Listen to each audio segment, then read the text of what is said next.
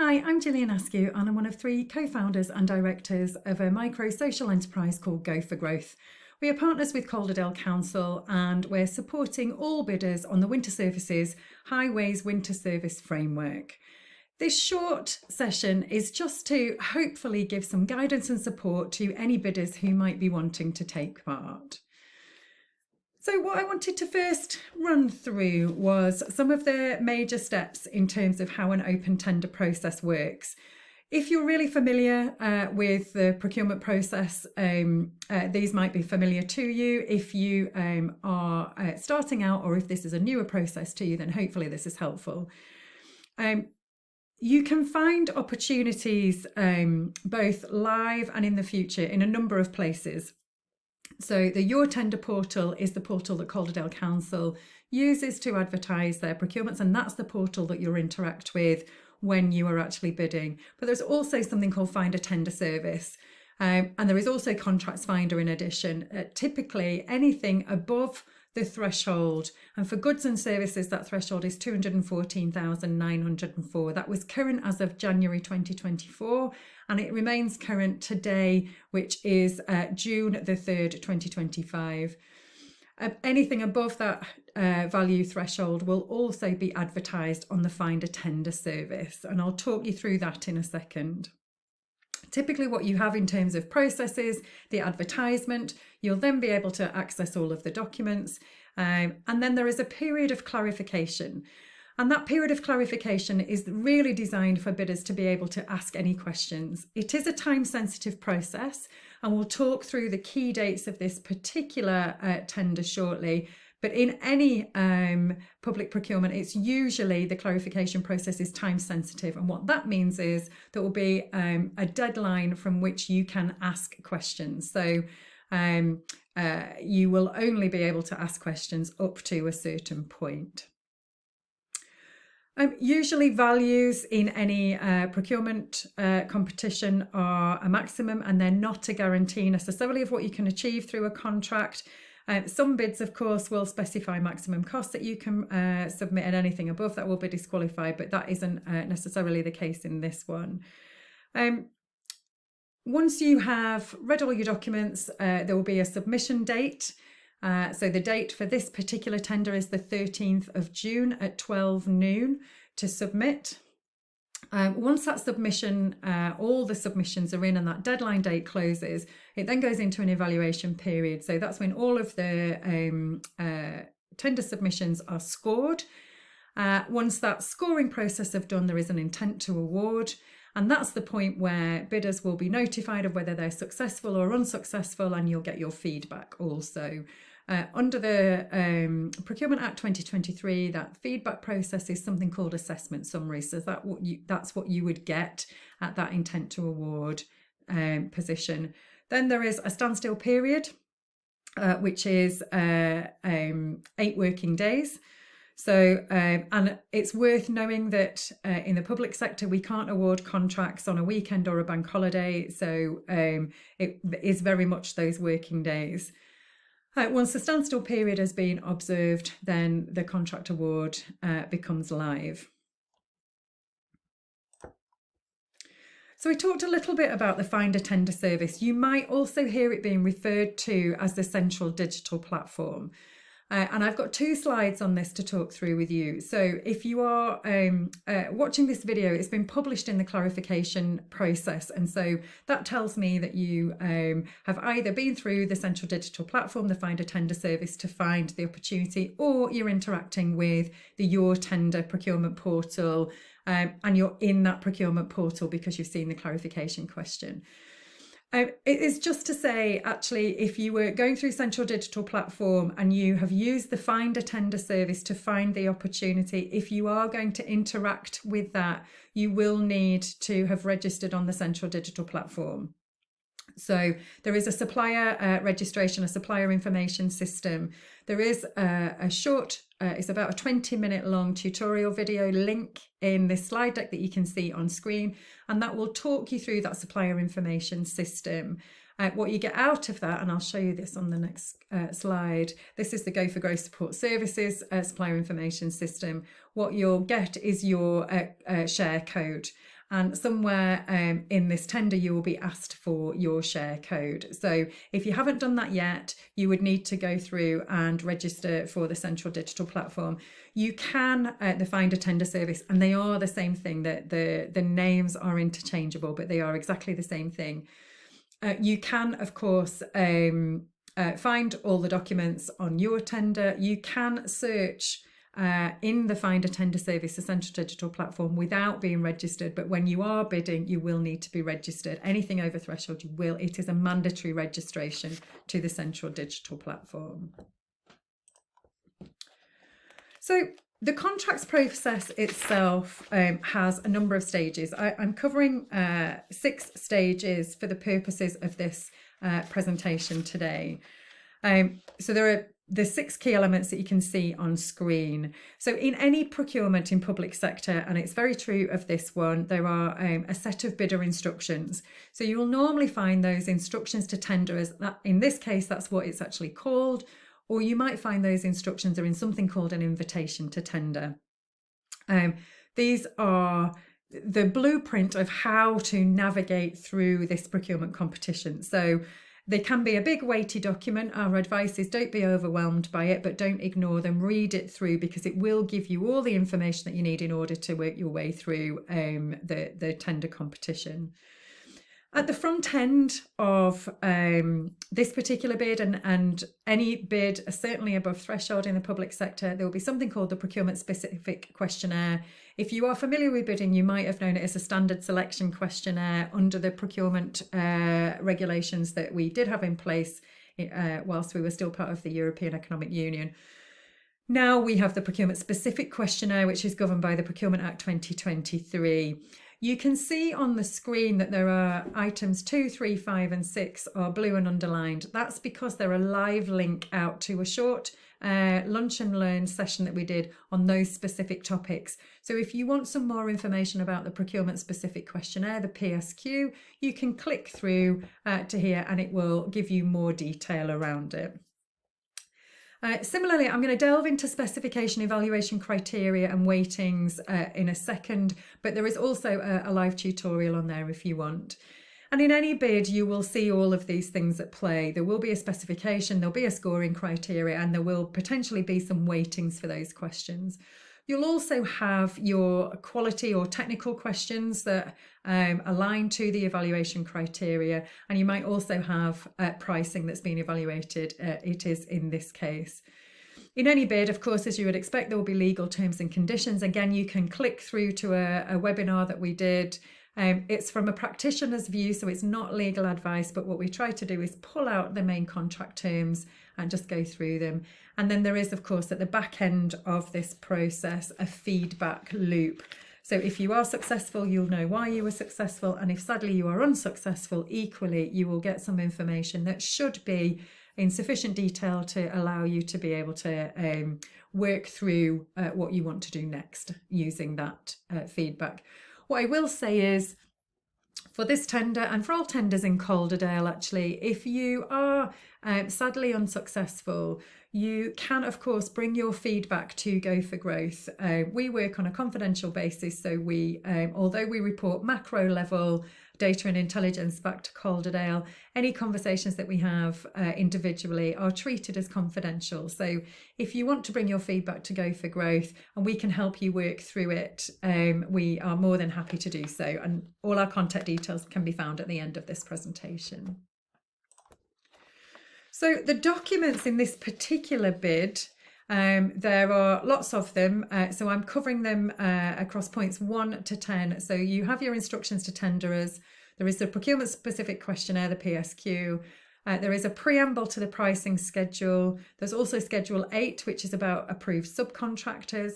There is a specification for each of the lots, and there are lots 1 to 8. So for the avoidance of doubt, lot 1 is carriageway salting and patrolling. Lot 2 is vehicle loader. Lot 3 is carriageway snow plough. Lot 4 is self-propelled snow blower. Lot 5, attachable snow blower. Lot 6, grab wagon. Lot 7, cycleway gritter. And Lot 8, narrow roads gritter. So those are the 8 lots. There is also a grid telematics specification in the document set, a winter area maps, a framework agreement, the call-off terms and conditions, and then BOQ, what looks like pricing documents for lots 1 to 8 as well. So those are the documents that you should be able to see in the EU Supply Your Tender procurement portal. And on page 2 of the instructions to tenderers, so that is the page 2 of the page number at the bottom of the page. There are more pages in the page numbers because of the start of the document. So if you go to numbered page 2, you will find this list of what you need to submit for this specific tender. So you need to submit your pricing schedule for the lots that you are bidding for, responses to the quality questions, again, for the lots that you're bidding for. And there are some questions that are across everything, regardless of how many lots that you are applying for. You need to return the form of tender. You also need to return the procurement specific questionnaire. There's a declaration of non-collusive tendering, declaration of commercially sensitive information and privacy notice. You need to return Schedule 8 approved subcontractors and also a disaster recovery plan. But it does say in the document that that is for information only and it's not evaluated. And what that means is it won't form part of the score that you get for this particular opportunity. There are some key dates for us to take note of. So the invitation to tender was issued on the 15th of June 2025. The clarification question deadline, that time-sensitive process that I talked about, ends on the 6th of June at 12 noon. And the submission deadline is the 13th of June, also 12 noon. And it looks like the contract start date and therefore commencement of services is the 1st of July 2025. So I'm going to delve into specification into a little bit more detail. So the specification, sometimes it's called a statement of requirements. There are interchangeable terminology, but for the purposes of this particular procurement, they are called a specification. It does what it says on the tin. It's basically what the contracting authority wants to buy. We would always say it is one of the most crucial documents in any bid. Our advice in Go for Growth when we're coaching businesses around how to approach a tender is that one of the first jobs that you might do for any of the lots that you are proposing that you would bid for is to read through the specification and almost to tick off what you can do in that specification. So understanding your capability match to that specification. You can make a note of any evidence that you would have at your disposal so that you can help back up your quality questions later. And you can also make a note of any gaps that you've got. And of course, you can use it to formulate any questions that you might have that you want to flow through the clarification process. When you're completing the technical or quality questions in any bid, your answers to those questions will relate back to the specification. What the quality and technical questions are doing are in essence, they are testing your organisation's ability to deliver what's needed. So referencing back to the relevant part of the specification will be really useful, and you can play that out as part of your answer. It's worth noting that you should only be tested in evaluation criteria, something that is within the specification. If it's not, it's called something called undisclosed criteria. So all the quality and technical questions should relate back to the specification. And as I've said already, there is a specification for each lot in this particular procurement. So it will be worth doing that exercise if you haven't already for each of those specifications. So the evaluation criteria, there are always two criteria in a procurement usually. So you have selection and evaluation. Selections generally a look at the organisation and thinking about how your organisation is made up. So who you are, how big you are, where you are, what insurances you've got, what accreditations you've got, what policies you've got, etc. Whereas evaluation criteria is really testing the specifics of what you will deliver and how you will deliver based on the specification. So you might see questions being framed as a look forward in evaluation criteria, for example, how you will do something, how will you X, Y, Z.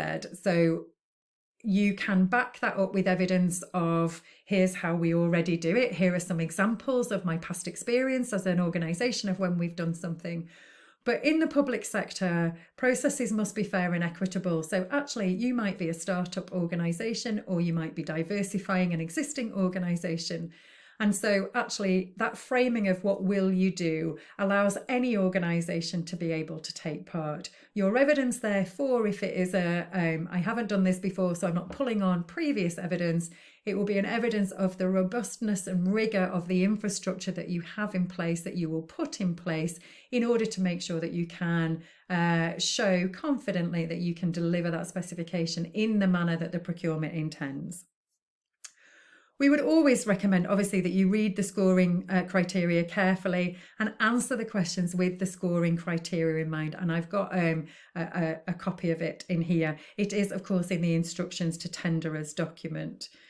When you read back over your submission, or even better, actually, if you can ask someone else in your organisation to read it too, the reality is it's incredibly difficult to mark your own homework.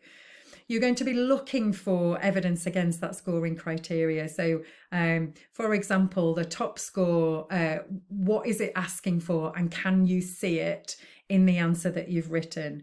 If the answer is no to that, then you probably need to do some more work on evidencing the narrative that you have put into your submission. And this, for example, is the evaluation criteria for this tender. You can find it on page 23 of the instructions to tenderers. What you normally always have in public sector evaluation criteria is a numerical score, a descriptor of that, so acceptability, and then a definition of it, so what you would need to be doing. So to be achieving an outstanding acceptability score, the information submitted provides strong evidence of the best of sector capability to deliver the specified requirements. So when you are looking over your answers to those questions, you will be asking yourself, have I provided strong evidence of that capability to deliver the specified requirements? How have I done that? Have I said I can do something? And if I've said I can do it, have I said how I can do it, have done it, or will do it? So it's really important. And if you look through what a poor or unacceptable answer is, an unacceptable answer says the information is either omitted or fundamentally unacceptable. In poor, it says the information has insufficient evidence that the specified requirements can be met and or does not demonstrate an acceptable level of quality of the proposed tender. So all the way throughout, we're looking at, and we can ask ourselves this question all the time, what am I being asked to do? What does the specification say? Can I do it? Am I saying I will do it? Am I backing that up with the how? So the so what of that. And I'll show you a little bit in a second on how we approach that. So when we're answering questions, we always suggest that you break the question down as much as you can into the verb elements. And I've got an example on this on the next slide for you. So you're looking for the doing parts of the question, if you like. This sounds really obvious, but I've evaluated thousands of bids during my procurement career, and actually it's not as easy as it first looks when I say only answer the question that you've been asked. We are, as businesses, the artisans of our trade, and we're very passionate about what we do. And of course, we are trying to win a bid. And so it can be really tempting to tell the story that we want to tell. And that's absolutely fine, as long as it relates directly to the question that's been asked. We need to, and I will say it over and over again, we need to evidence our answers as much as possible. And if we are asked for any documents, make sure that we have provided them. There will usually be some sort of constraint within a public sector bid. In this particular tender, it's a word count limit. Any contracting authority, and Calderdale Council won't be any different, will be really strict on cutting off on word count and page counts. That is to make sure that everybody has a fair and equitable opportunity to be scored in the same way. So if the word count is 700 words or 500 words, make sure you double check that word count, because if you submitted 750 or 550 words, for example, the last 50 will simply be redacted. The evaluator will never see them. And if those 50 words were crucial to creating the context for your bid submission, for example, then it will certainly not help you, and it could in fact reduce your scores if it helped to make sense of something. So our advice is use those word counts wisely. So you don't need to repeat the question in the answer space, although it does happen more often than you might think. You don't need to do that, and you're just wasting word count on it.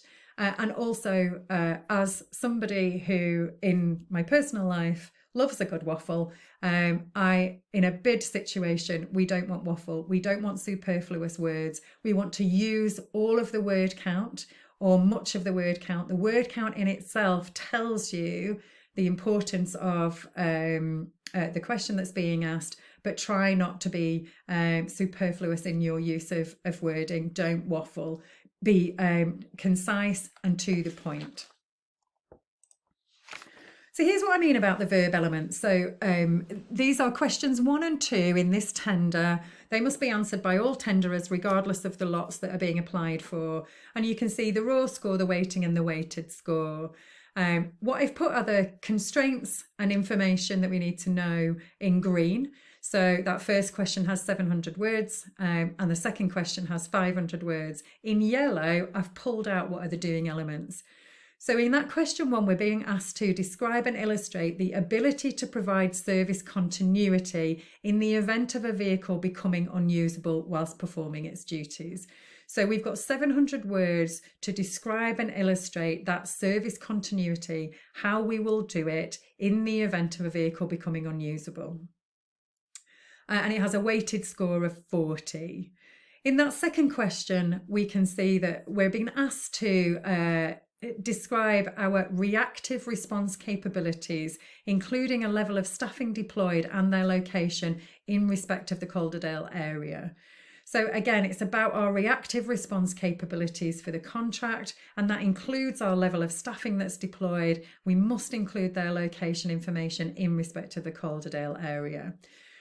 And when we're working through our answers, what we are able to look for then when we're reviewing what we've written is, can we tick off anything in our answer that is describing our ability to provide service continuity in question 1, for example? And have we related that to in the event of a vehicle becoming unusable whilst performing its duties? Can we see that we've answered those questions, and can we see tick, tick, tick that we have evidenced those answers also? So breaking the question down to the verb element, although it may sound super obvious, actually as a functional double check, it can be really useful for helping us structure our answers, but also to check that we have answered all the question and that we have included evidence to back up what we're saying.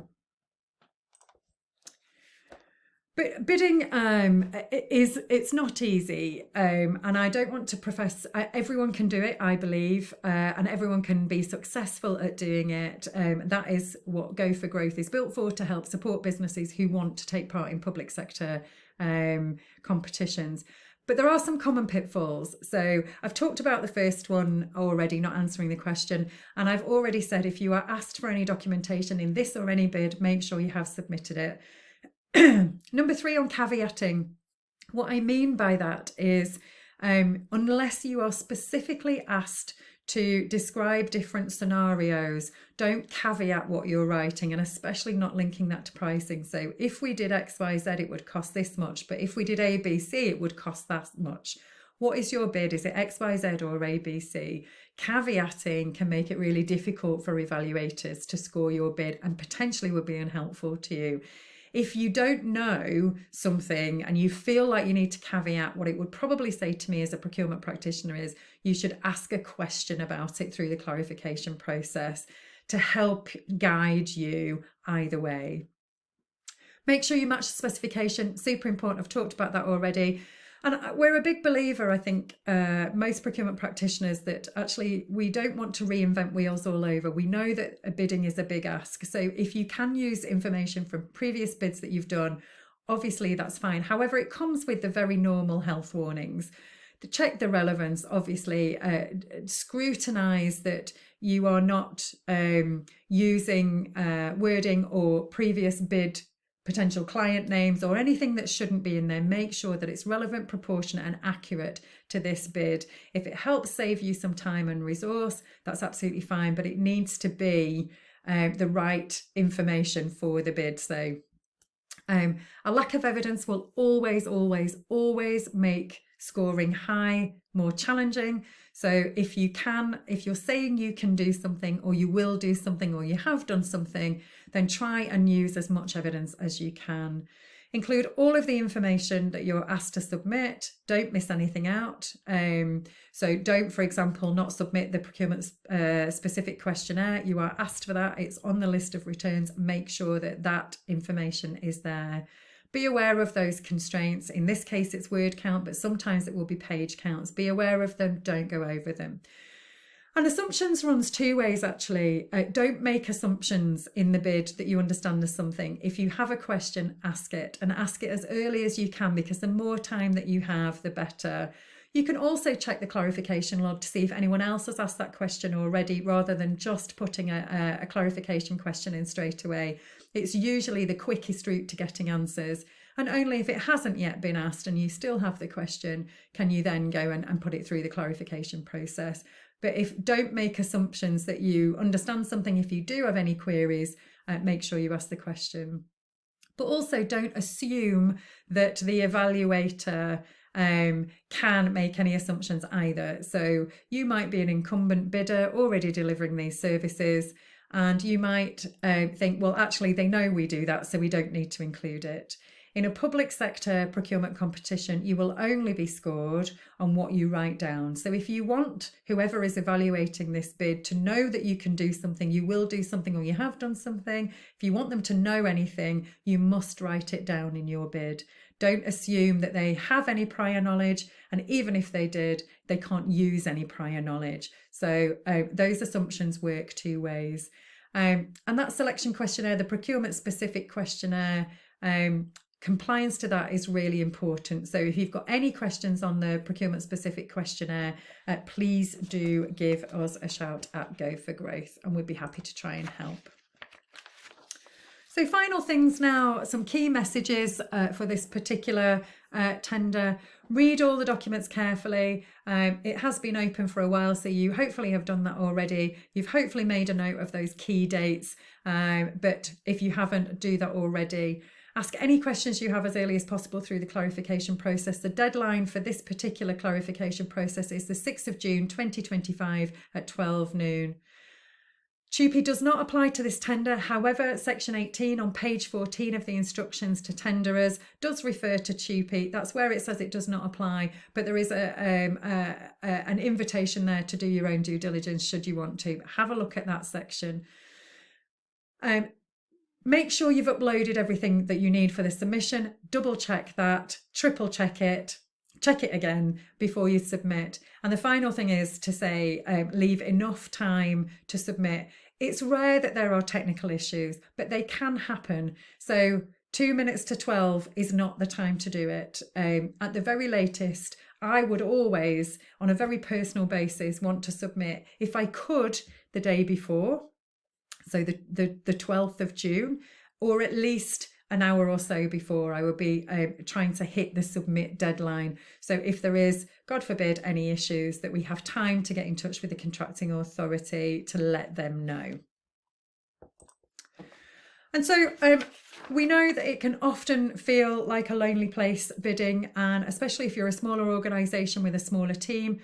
So this slide is just to say we are here to help. We are a partner. So we're fully funded by the public sector, including by Calderdale Council. That means that any of the support that we give to you, to the marketplace, is all free of charge to access. So if you do want any help on this particular tender or any future tenders with any authority, including Calderdale, please do feel free to get in touch. You can email or call. We have 2 email addresses. That's my mobile number on there. And also I have an open calendar, so you can book a 30-minute Teams one-to-one session with me using the link on screen. We also have tons of resources at your disposal. So if you go onto the Go for Growth website, which you can see on the screen. If you go to the top right hand corner, you'll see membership resources. If you head in there, there's around 230 different resources that are there to try and help you through this and any other bid. We have a remote online support assistant, Rosa, so you don't have to trawl through 200 different documents. You can manually filter into different sections, but you can simply type a real language search into Rosa and she will help you locate the resources that are most helpful for you.